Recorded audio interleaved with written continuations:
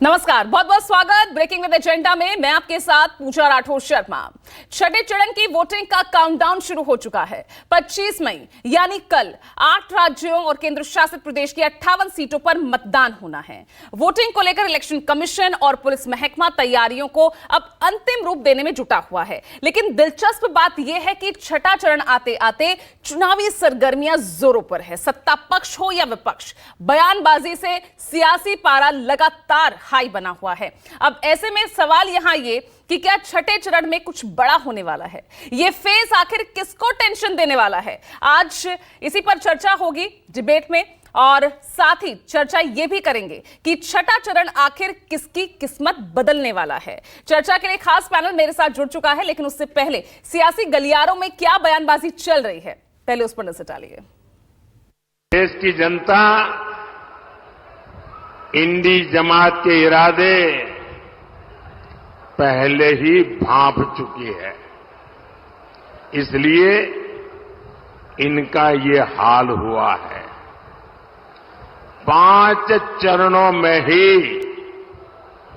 इंडी जमात का ढोल फट गया है। और आपने देखा होगा, तीसरे चरण के बाद इन्होंने रोना धोना शुरू कर दिया। जब पता है कि इनकी सरकार नहीं बनने वाली, तो कोई उधर वोट डालेगा क्या? इनकी सरकार चल हो जा शुरू।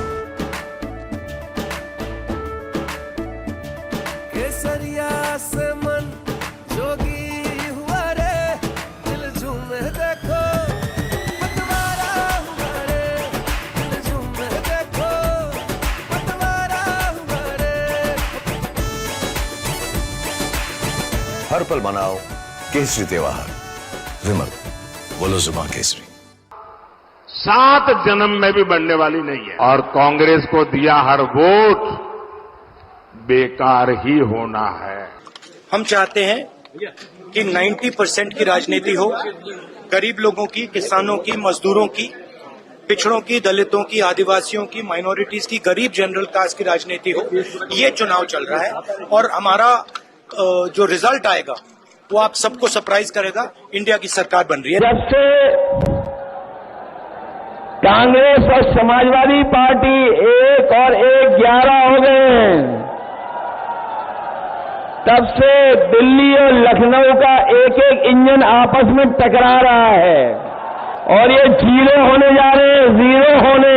अभी तक तो मैं ये सोचता था कि 80 सीट में 1 में लड़ाई है क्यूटों में, लेकिन अब तो ये लग रहा है कि बीजेपी का 80 में 80 का सफाया होने जा रहा है। प्रधानमंत्री जी के पास अब कुछ बचा ही नहीं कहने को। वो जान रहे हैं कि इंडिया अलायंस सच्ची में 300 पार कर चुका है और हम लोग जो है सरकार बनाने जा रहे हैं। वो 400 तो छोड़ो, 240 भी लाना उनको लिए मुश्किल पड़ता है।